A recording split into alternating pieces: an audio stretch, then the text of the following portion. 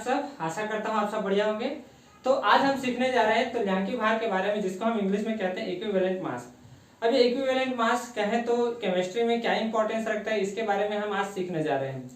हमको यदि पूछा जाएगा कि यदि कोई केमिकल इक्वेशन है, जैसे कि हम कहें कि हमारे पास क्या है H2SO4 और क्या है हमारे पास मान लेते हैं कि H2SO4 है और जैसे कि हमारे पास क्या है H2SO4 और क्या है NaOH। ठीक, अब इन दोनों का जब हम रिएक्शन कराते हैं तो ये क्या बनाता है Na2SO4 प्लस बना लेता है क्या H2O प्लस क्या बना लेता है H2O Na2SO4। अब यहाँ पर आप देखेंगे कि ये हमारा जो केमिकल रिएक्शन है ये बैलेंस नहीं है। क्यों? क्योंकि यहाँ पर सोडियम 2 है, यहाँ सोडियम कितना है 1 है, तो यहाँ लिख लेते हैं 2। अब हमारे पास हाइड्रोजन की संख्या हो गई 4, तो यहाँ पर हम लिख देंगे 2। तो बिना अब यहाँ पर यह हम कहेंगे कि 1 मोल H2SO4 2 मोल NaOH से क्रिया करके 1 मोल Na2CO4 और 2 मोल H2O का निर्माण कर रहा है। इसका मतलब ये है कि हम बिना बैलेंस करे ये नहीं कह सकते कि इसका कितना मोल, इसके कितने मोल से क्रिएट मतलब रिएक्शन करके ये Na2SO4 बनाएगा। या फिर हम एग्जांपल से और दूसरा देखें, जैसे कि हमारे पास है N2 plus H2 gives NH3। अब ये रिएक्शन भी हमारा क्या है बैलेंस नहीं है। तो बैलेंस करे बिना हम कैसे बताएंगे कि किसका कितना मोल या कितना मास इसके साथ रिएक्शन करके क्या कर रहा है, इस प्रोडक्ट को बना रहा है। तो इसके लिए हम क्या करते हैं, इसको बैलेंस करेंगे तो यहाँ पर हम लगा देंगे 3 और यहाँ लगा देंगे 2।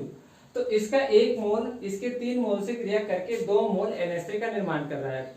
तो इन सबको अवॉइड करके हम सीधा सीधा एक रिएक्शन में बिना रासायनिक संतुलन करे यानी केमिकल को इक्वेशन को बैलेंस करे ये बताएंगे कि इसका कितना भाग इसके कितने भाग से क्रिया करके ये बना रहा है। इसी को हम क्या कहते हैं तुल्यांकी भार। कहने का मतलब है कि मैं यदि कहूं कि इसका 1 ग्राम तुल्यांकी भार इसके 1 ग्राम तुल्यांकी भार से क्रिया करके इसके 1 ग्राम तुल्यांकी भार का निर्माण कर रहा है। तो ये तुल्यांकी भार होता क्या है, यानी कि इक्विवेलेंट मास होता क्या है, ये बार बार इक्विवेलेंट मास आप कह रहे हो ये होता क्या है।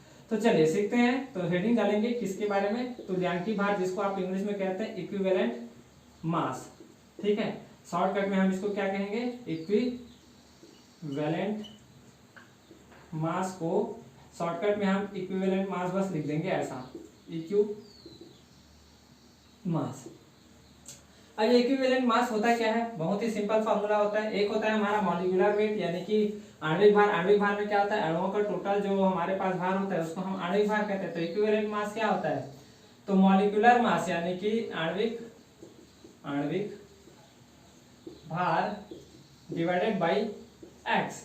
अब ये जो x है इसको हम कहते हैं वैलेंसी फैक्टर यानी कि संयोजकता, वैलेंसी फैक्टर, इसको हम क्या कहेंगे वैलेंसी फैक्टर।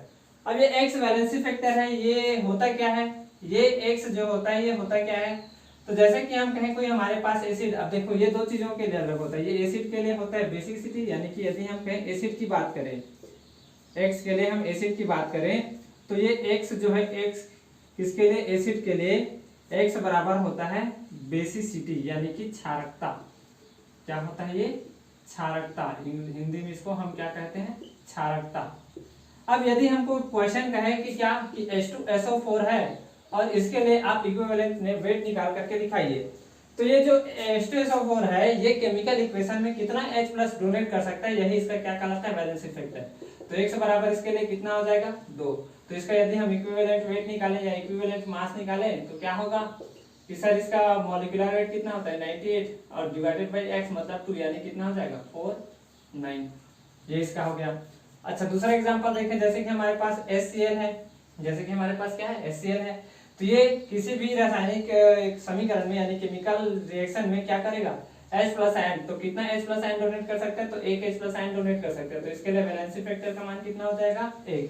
तो इसके लिए भी आप इक्विवेलेंट वेट निकाल सकते हैं। इक्विवेलेंट वेट कितना होगा, H का 1 इसका 35.5 तो हो गया 36.5 डिवाइडेड बाई 1। ये हमारा क्या हो गया आंसर। अब ऐसे मैं आपको तीन क्वेश्चन देता हूँ जिससे आप बताएंगे कि किसके लिए वैलेंसी फैक्टर कितना होगा। तो हमारे पास है एक है H3PO4, एक है हमारे पास H3PO3 और एक है हमारे पास H3PO2। इन तीनों के लिए आपको x यानी कि वैलेंसी फैक्टर निकालना है और साथ ही साथ इक्विवेलेंट वेट भी निकाल करके दिखाना है। कितना H प्लस आयन डोनेट कर सकते हैं, तो तीनों में हमको दिख रहा है कि 3 H हो सकते हैं डोनेट, ऐसा लग रहा है। इसमें यदि हम कहें कि x बराबर कितने हैं 3, तो यहाँ भी H 3 है, यहाँ भी कितने H 3 है, यहाँ भी H 3 है। तो क्या तीनों में x का वैल्यू 3 होगा? नहीं, ये अलग अलग होगा। अब कैसे अलग होगा, तो इसका स्ट्रक्चर देख के हम समझेंगे। जैसे कि हम H3PO3 की बात करें तो H3PO3 तो P double bond O, single bond O, single bond O और ये सिंगल बॉन्ड O। PO4 तो O की संख्या कितनी 4 और ये हो गया हाइड्रोजन, ये हो गया हाइड्रोजन और ये हो गया हाइड्रोजन। अब O की जो इलेक्ट्रोनेगेटिविटी होती है यानी कि ये H प्लस आयन को डोनेट कर सकते हैं, तो कितने H प्लस आयन डोनेट कर सकते हैं 3, तो इसके लिए x बराबर कितने हो गए 3।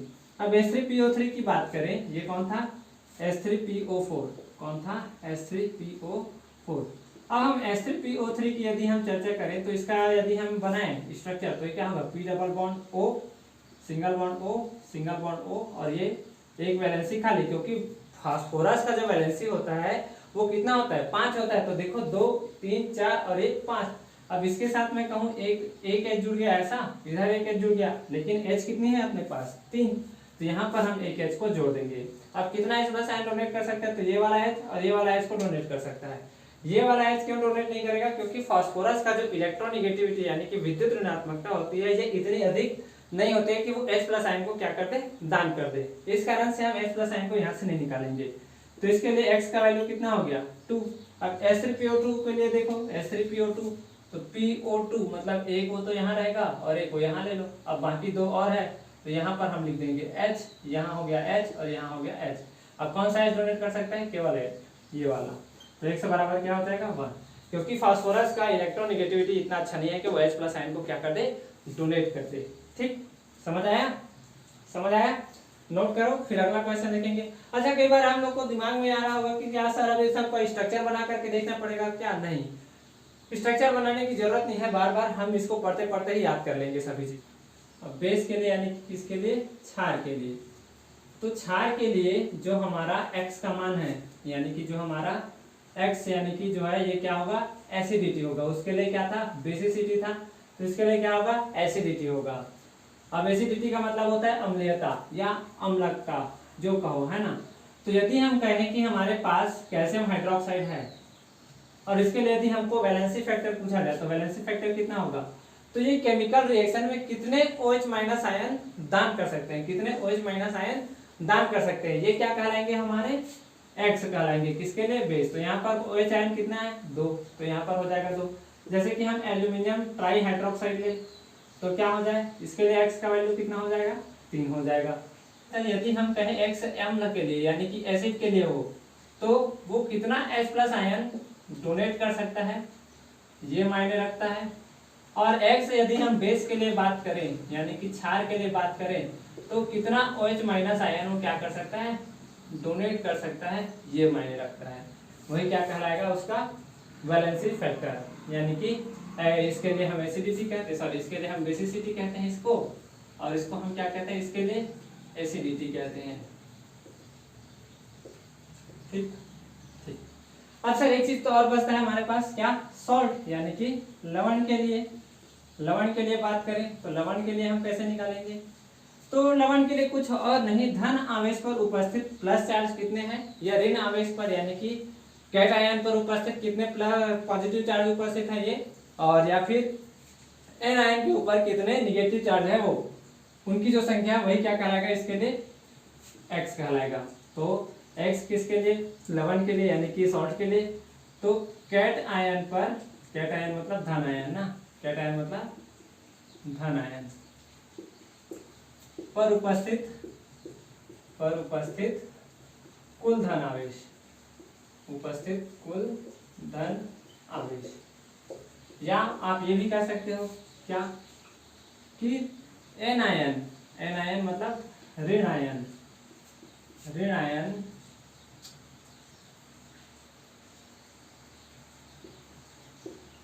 ऋण आयन पर उपस्थित कुल ऋण आवेश, उपस्थित कुल ऋण आवेश यानी कि पॉजिटिव चार्ज कितना उपस्थित है इसके ऊपर और इसके ऊपर कितना निगेटिव चार्ज है वो कुल ऋण आवेश यानी कि निगेटिव चार्ज। एग्जांपल से देखते हैं, जैसे कि हमारे पास है Na2SO4, Na2SO4। तो जब हम इसको तोड़ेंगे, है ना, जब हम इसको क्या करेंगे, तोड़ेंगे, तो ये किस में टूटेगा, 2Na प्लस में टूटेगा और प्लस SO4 2 माइनस में टूटेगा। अब एक बात बताइए, एक सोडियम के ऊपर कितने धन आयन है, एक धन आयन, तो दो सोडियम के ऊपर दो धन आयन, तो इसके लिए x का वैल्यू क्या हो जाएगा, 2।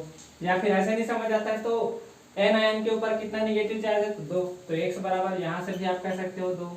ये पॉजिटिव चार्ज था, ये निगेटिव चार्ज के लिए सेम आएगा दोनों का दोनों। और चाहो तो और क्या कह सकते हैं,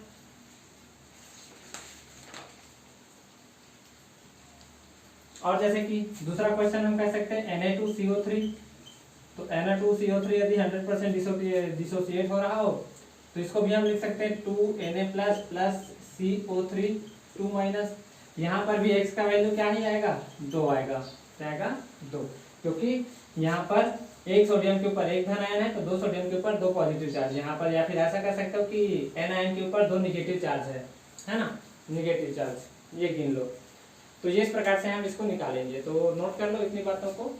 और चाहो तो और देख सकते हो, सर ये केवल दो ही दो हो रहा है, और कुछ हो सकता है क्या, जैसे कि Al2SO4 3, तो इसके लिए कहें तो, इसके लिए कहो तो ऐसा कि 2Al3 plus plus 3SO4 2 minus, तो एक Al पर 3 पॉजिटिव चार्ज, तो 2 Al पर कितने चार्ज, तो x का वैल्यू यहाँ पर से 6। या फिर ऐसा कह सकते हैं कि एक SO4 2 माइनस पर 2 निगेटिव चार्ज, तो 3 SO4 के ऊपर कितना निगेटिव चार्ज, 6 निगेटिव चार्ज। इसको कहो चाहे इसके कहो, दोनों एक ही बात है। और NaOH H2SO4 NaOH और Na2CO3 और Na2CO3 का इक्विवेलेंट वेट ज्ञात कीजिए, यानी कि तुल्यांकी भार ज्ञात करें। ये हमसे क्वेश्चन कह रहा है, ये हमको क्वेश्चन दिया गया है, इसको सॉल्व करने को कहा जा रहा है। तो सबसे पहले हम H2SO4 के लिए निकालते हैं, तो H2SO4 के लिए x का वैल्यू कितना रहेगा, 2। x का वैल्यू कितना जी, मॉलिक्यूलर वेट या मोलर मास डिवाइडेड बाय क्या होता है, x। मोलर मास मतलब आणविक भार, तो मोलर मास का मतलब कितना दिया गया अपने को, H2SO4 का वैल्यू निकालना है, तो 2 × 1, एक हाइड्रोजन का, सल्फर का होता है 32 और ऑक्सीजन का होता है कितना, 16, डिवाइडेड बाय कितना, 2, तो ये कितना होता है 98 डिवाइडेड बाय 2, यानी कितना हो जाएगा इसका 49। इक्विवेलेंट वेट कितना है उसका 49। अब NaOH पर देखो, NaOH का लिखो, तो NaOH का क्या होगा, तो इसका भी मोलर मास निकाल सकते हैं, तो Na का होता है 23, ऑक्सीजन का हो गया 16, हाइड्रोजन का हो गया 1, और इसके लिए x का वैल्यू क्या होगा, कितना OH माइनस आयन दान कर सकता है, तो एक OH माइनस आयन दान कर सकता है, तो x का वैल्यू क्या हो जाएगा 1, तो 40/1, यानी कितना हो गया 40। दूसरा का हो गया। अब तीसरा देखो Na2CO3, Na2CO3, तो इसके लिए Na2CO3 का कितना हो जाएगा 2 × 23, क्योंकि सोडियम का वेट होता है 23, कार्बन का हो गया 12 और 16 हो गया कितना ऑक्सीजन का, तो 3 का 16 × 3, और कितने पॉजिटिव चार्ज है, तो 2 पॉजिटिव चार्ज या 2 निगेटिव चार्ज, ये कह सकते हैं। तो यहाँ पर क्या आ जाएगा 2, तो 23 दूनी 46 और ये हो गया 106, तो 106 डिवाइडेड बाई 2, तो कितना हो जाएगा ये 53 ग्राम। तो ये सब इक्विवेलेंट वेट हमने ज्ञात कर लिया इसके लिए।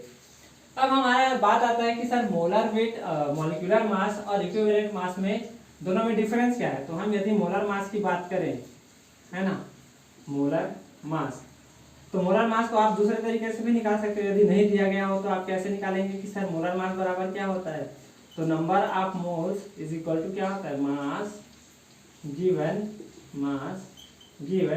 Divided by molar mass, mass given divided by molar mass. आप इस फार्मूले से भी मोलर मास को क्या कर सकते हैं, फाइंड कर सकते हैं। और यदि हमको इक्विवेलेंट मास निकालने को कहा जाएगा तो क्या कहेंगे, इक्विवेलेंट मास निकालने को कहा जाएगा तो क्या कहेंगे, तो इक्विवेलेंट वेट का हो चाहे इक्विवेलेंट मास का हो या तुल्यांकी भार का हो, बराबर क्या होगा, मास या molar mass divided by x, जहां एक्स क्या रहेगा, वैलेंसी फैक्टर, एक्स क्या है, number of gram equivalent number of gram equivalent यानी कि तुल्यांक, number of gram equivalent wait यानी कि तुल्यांकी भार की संख्या, तुल्यांकी भार की संख्या, तुल्यांकी भार की संख्या। ये क्या होता है सर, अब नया चीज निकाल करके ला दिए, नया चीज क्या है, ये नया चिड़िया का क्या, तुल्यांकी भार की संख्या। तो इसका जो फॉर्मूला होता है ये होता है क्या कि मोलर मास या जो मास गिवन है वो हमारे पास, और डिवाइडेड बाय क्या, डिवाइडेड बाय क्या, इक्विवेलेंट वेट। यानी कि जो हमको मास दिया रहेगा क्वेश्चन में और उसके नीचे में हम क्या करेंगे, इक्विवेलेंट वेट जो अभी निकाल रहे थे उससे हम क्या कर देंगे, इसको डिवाइड कर देंगे और ये हमारे पास निकल करके आ जाएगा इसका फॉर्मूला।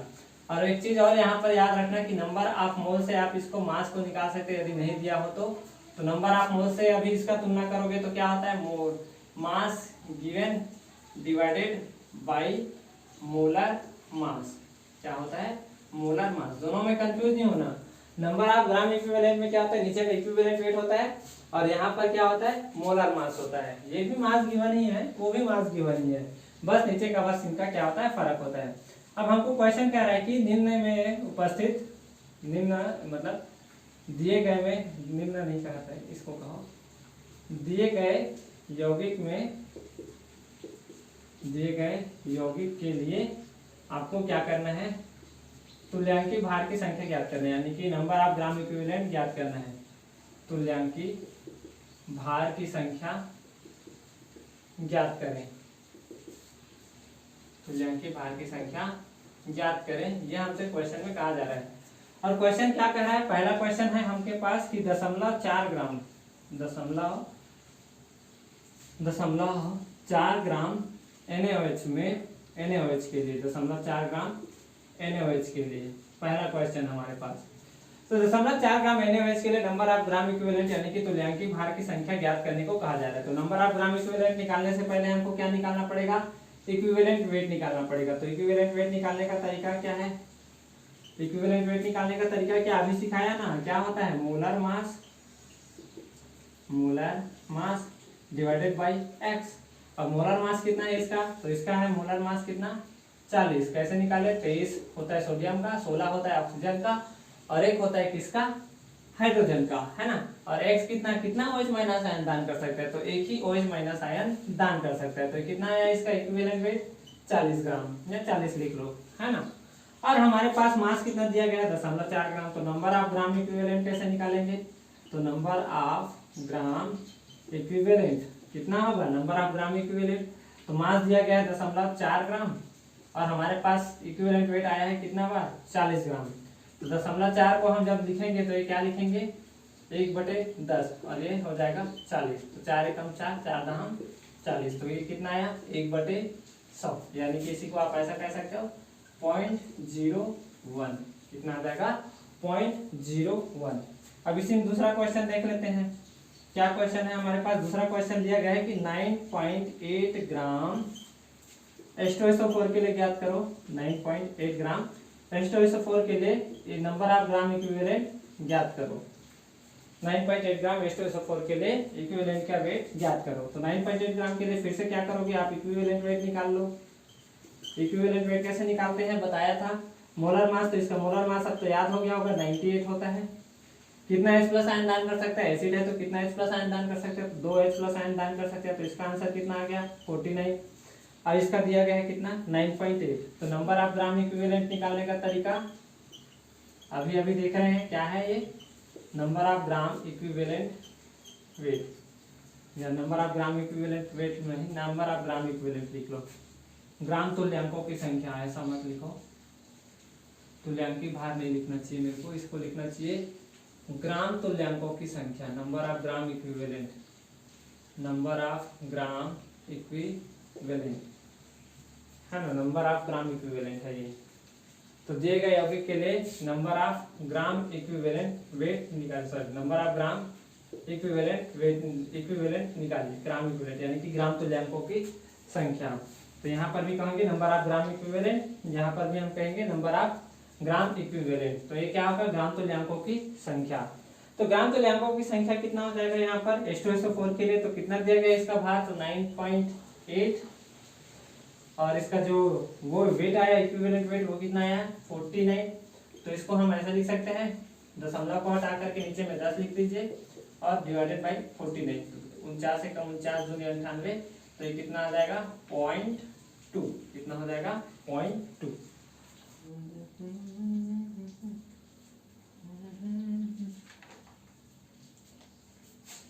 क्वेश्चन देखते हैं इससे संबंधित। जैसे कि हमको दिया गया है AlCl3 और इसके हमको मोल की संख्या दी गई है 2 मोल, है ना, और पूछा जा रहा है कि इसके लिए नंबर ऑफ ग्राम इक्विवेलेंट बताइए क्या होगा। नंबर ऑफ ग्राम इक्विवेलेंट क्या होगा, ये हमसे पूछा जा रहा है। नंबर ऑफ ग्राम इक्विवेलेंट पूछा जा रहा है क्या होगा। तो हमने अभी आपको बताया कि नंबर ऑफ ग्राम इक्विवेलेंट निकालने का तरीका क्या है, मोल को उसके x से मल्टीप्लाई कर दीजिए, यानी कि उसके वैलेंसी फैक्टर से मल्टीप्लाई कर दीजिए। तो नंबर ऑफ मोल्स कितने दिए गए हैं 2, इनटू में इसके कितने वैलेंसी फैक्टर हो सकते हैं, कितना ये दान कर सकते हैं, तो 3Cl माइनस, मतलब 3 इसके क्या होंगे वैलेंसी फैक्टर होंगे। तो 2 × 3 मतलब कितना आ जाएगा, यहाँ पर भी 6, क्या हो जाएगा 6, ठीक, क्या हो जाएगा 6।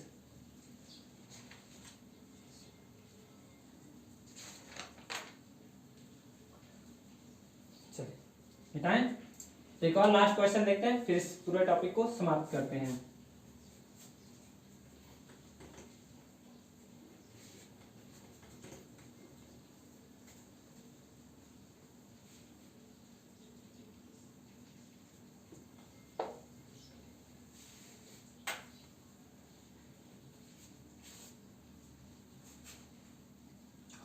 अब जैसे कि हमको एक रिएक्शन दिया हो H2SO4 plus NaOH, H2SO4 plus NaOH, और इसका जो रिएक्शन है ये क्या हो रहा था Na2SO4 प्लस H2O।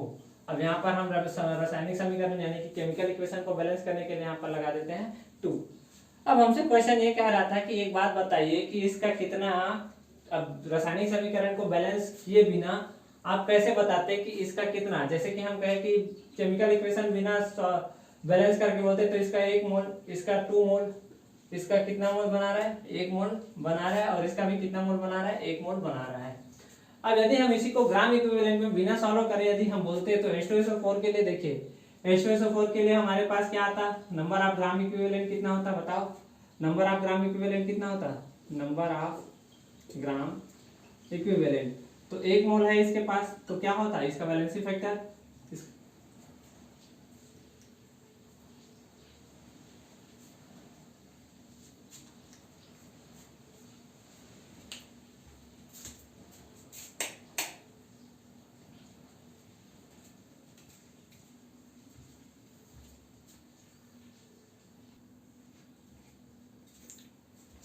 तो इसके लिए यदि हम number of gram equivalent wait निकालें, नंबर ऑफ ग्राम इक्विवेलेंट, तो इसका 1 मोल है, इसका वैलेंसी फैक्टर कितना है 2, तो इसका कितना हो जाएगा 2 ग्राम इक्विवेलेंट, यानी कि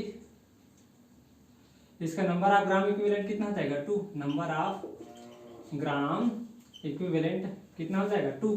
इसका देखते हैं नंबर ऑफ मोल्स कितने हैं 2, वैलेंसी फैक्टर कितनी x, यानी कि एक कितना हो सकता है वो 1 OH माइनस आयन दान कर सकता है, तो यहाँ पर भी इसका क्या हो जाएगा 2 नंबर ऑफ ग्राम इक्विवेलेंट। अब इधर आते हैं, इसका 1 मोल है, कितना हो कितना प्लस आयन दे सकता है, तो ये दो प्लस आयन क्या कर सकता है वो दान कर सकता है, तो इसका भी कितना हो जाएगा 2 नंबर ऑफ ग्राम इक्विवेलेंट। यानी कि हम रासायनिक समीकरण बिना संतुलन करे भी हम ये बता सकते थे कि क्या कि इसका 2 नंबर ऑफ ग्राम इक्विवेलेंट इसके 2 नंबर ऑफ ग्राम इक्विवेलेंट से क्रिया करके 2 नंबर ऑफ ग्राम इक्विवेलेंट कितना बनाएगा Na2SO4 बनाएगा, ठीक। तो यहाँ पर हमारा समाप्त होता है नंबर ऑफ ग्राम इक्विवेलेंट और ग्राम इक्विवेलेंट, यानी कि इक्विवेलेंट मास निकालना और number of gram equivalent wait निकालना। तो आशा करता हूँ कि आपको वीडियो अच्छा लगा हो, डेप्थ में समझाया हूँ जितना भी हो सके। तो वीडियो अच्छा लगा हो तो कृपया इसको लाइक कीजिएगा, आगे शेयर कीजिएगा, और चैनल पर नए हैं तो सब्सक्राइब कर लीजिएगा। सब्सक्राइब करना आपके लिए फ्री होता है, हमारे लिए बहुत ही हेल्पफुल होता है। तो पढ़ते रहिए, आगे बढ़ते रहिए। All the very best. जय हिंद, जय भारत।